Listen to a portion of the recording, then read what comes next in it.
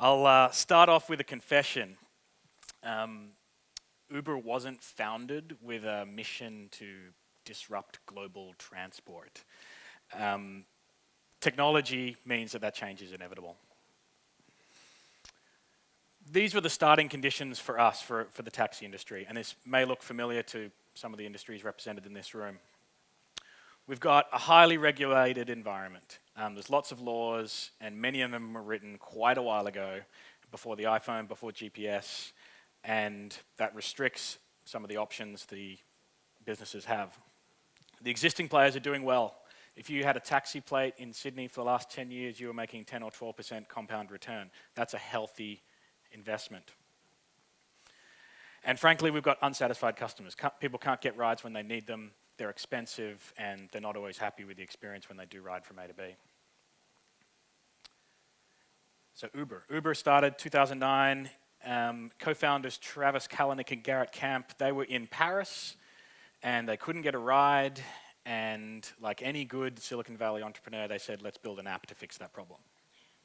And it was originally just for them and their mates. It was a club, 50-odd people had the app. You had to put in a password to use it. And it was just a club. They got some nice cars, and at the end of a meal, they'd press a button and a car would show up. And everybody else around the table said, that's awesome, I want that. And so this club grew, and one day they woke up and realized maybe this is a business. Maybe this problem of getting access to transport is a universal one. And today, Uber's operating in over 200 cities around the world. It does seem to be a universal problem. What is the problem? Why are people so unhappy with the status quo? This will look familiar to anybody that's caught or tried to catch a taxi in December in Sydney. There's a lot of problems with this picture. Firstly, they're wasting time, their own time, trying to get a ride, and not the other way around. It's also not particularly safe. Tragically, earlier this year, a father of two died on Parramatta Road trying to hail a taxi. You've also got the problem where the drivers, if they're not particularly going in the direction that you want to go, they might say no. That's just not the experience the customer is looking for. But that's what we've got. That's the opportunity for Uber. Uber has only been in Australia for 2 years now, but we've already connected millions of rides, and research last week pegged our customer awareness at 27%. From nothing to 27% in 2 years suggests people are looking for an alternative, and it's catching on. So, how do we do it? What's our answer to that problem? First up, we're using a mobile app. We know where you are. We use your GPS. And so to get a ride, all you have to do is press a button. Press a button, and the nearest available car will come pick you up. Then there's transparency. The driver that's accepted your job, you'll have their photo, you'll have their name, you'll have their phone number if there's any trouble trying to find each other, and you can see exactly where they are driving to you on the map turn by turn. So you know that, yep, that 8-minute ETA, I believe that. They're about 5 blocks away. I'll just stay in the bar and have another drink, and I'm relaxed knowing that car's going to come. In fact, even if it's going to come in 15 minutes, I'm still happy because I know the car is going to come. What we've done there as well is the riders, they're accountable too. You have to register your contact details, credit card, phone number before you can book a ride. So drivers are no longer picking up anonymous people on the street. Both the driver, the rider, they're accountable. At the end of the trip, you'll rate each other 1 to 5 stars. Yes, the drivers rate you.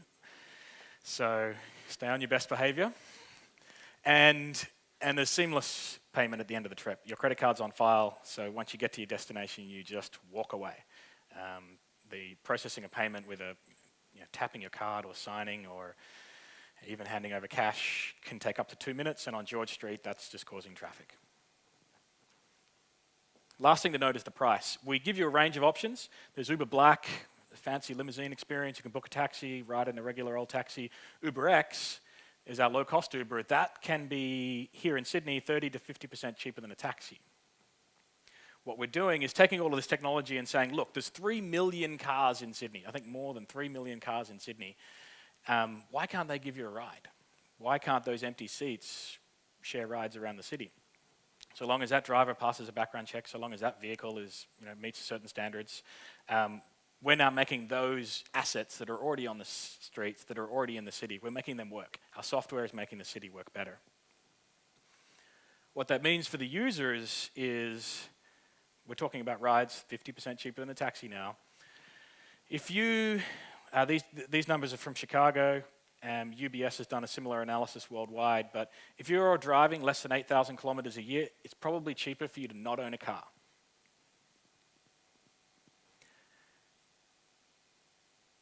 People aren't giving up all of their cars straight away, but in San Francisco, where we've been up and running for a year or two, people are starting to say, do I need that second car? Do I need that third car? If you know, we're not there in Sydney yet, give us another year or two. If you know at any minute of the day, in any part of the city, you can tap a button and in a few minutes a car's going to show up and take you from A to B at a very affordable price, you'll question, do I still need to own my own car? And it's not just about price, it's about convenience. Who the heck wants to fill their car with gas? Sorry, I'm being American. Who the hell wants to fill their car with petrol? Who wants to get their car maintained? Who wants to fill out their registration form every year? With Uber, you just press a button and get a ride whenever you need it. So it's not just about saving money, it's actually a better lifestyle. It's good news for the cities too. In Seattle, we've seen drink driving offenses fall by 10% in the year or so since Uber's been up and running there. That makes sense. When people have options, when people know they can get a ride, they don't have to make bad choices. They can just get an Uber ride any minute of the day. They don't have to make the silly choice to drink and drive home. It's good news for the drivers too. Remember, those trips are cashless, so there's no reason to break into a taxi and steal the money. There's no cash in any Uber cars. And of course, the riders are accountable. You're not an anonymous person getting in the car. People's behavior changes a lot when they're not anonymous anymore. Mark was talking about big data beforehand, just 20 minutes ago. I hope that we're a good disciple of this. Every vehicle, every car, every second, we're tracking the location of that trip. And so this is a map generated of some of the traffic in Sydney, some of the Uber vehicles in Sydney. This is based just on the location of those cars. This isn't based on a map, a UBD. This is a pretty clear map of Sydney. And we're looking at that constantly. Some insights just recently when the lockout laws were introduced, and now you can't walk into a bar between 1:30 and 3 o'clock in the city and King's Cross. So the question is, where are people going instead? And we could very quickly see the changes in rider behavior, and the answer is, I think, now evident. But people are 2 or 3 times more likely to end up in Double Bay or Newtown during those hours. That's useful information to the cities. We're helping the city work better and understand how people are moving around. What we do with that on a day-to-day basis, though, is we use this data to arm the drivers, our partners, to help them make more money. The question that we need to solve every 5 minutes is, where's the best place for me to be to pick up a passenger? Where's the best place to make the most money right now? And the drivers get a heat map on their phone, which tells them, here are the hot spots in the city right now. That's based on prior data patterns. It's based on actual data right now, how many people have opened the app. And also subtracts how many drivers are already in that area. It's no good that it's a busy spot if there's already 1,000 available vehicles in that part of the town. Right now, most taxis are just going it alone, but now we're arming the drivers with data on where to go to make the most money, which is also what the customers want. That means there's more likely to be a car somewhere when they need it. Jeff was talking about underemployment earlier. The key reason Uber works is that it's a huge economic opportunity for the drivers. That might be either full-time or on a part-time basis. In a taxi world, drivers might pay $200 or more just for the right to go to work for one shift. On Uber, you can log on any minute of the day as long as you want or as rarely as you want. There's no upfront payment. It's a flexible source of work. And we've seen taxi drivers switch to Uber, and they're in the office this week just commenting on how they're working less hours, making just as much money, and they have the flexibility to go home if they want, spend time with their family, go to the gym. And there's also a large number of part-timers. I know one father, he maps his whole schedule around his daughter's tennis lessons at 4 o'clock every afternoon. He can do that, just logs off, and he's with her when he wants to be. That's what we've done so far. We're still thinking about what next. And Uber Pool is something we're super excited about. This is live in San Francisco. I used it twice while I was there last week.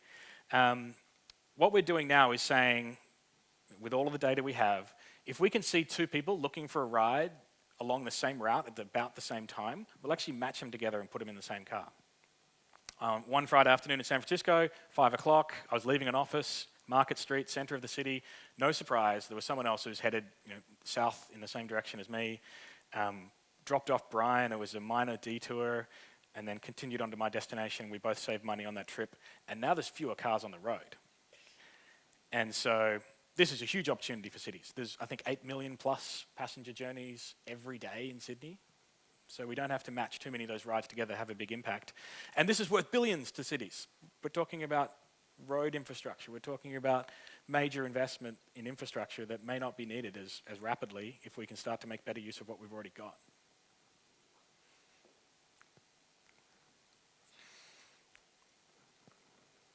And then the question is, what might the cities look like? I read in the paper just recently a car park in Potts Point was sold for $210,000. Some cities have up to 14% of their space dedicated to parking. And if car ownership goes down and car ownership becomes a thing of the past, like what else could we do with that 14% of the city? These are the opportunities that get us excited. Where, as I mentioned, we didn't set out to disrupt the transport industry. With new technology, we think it's inevitable. Of course, there's competition. The established operators with their big profits will not be happy to see these new alternatives. They are openly, wishing that their industry would be shielded from this new technology. The media industry thought that might happen as well, and the music industry thought that might happen at one point. But experience has shown once the genie's out of the bottle, you can't put it back in. And we're giving consumers a safer, more reliable, and more affordable way to get around. And we think they'll get what they want. Thank you.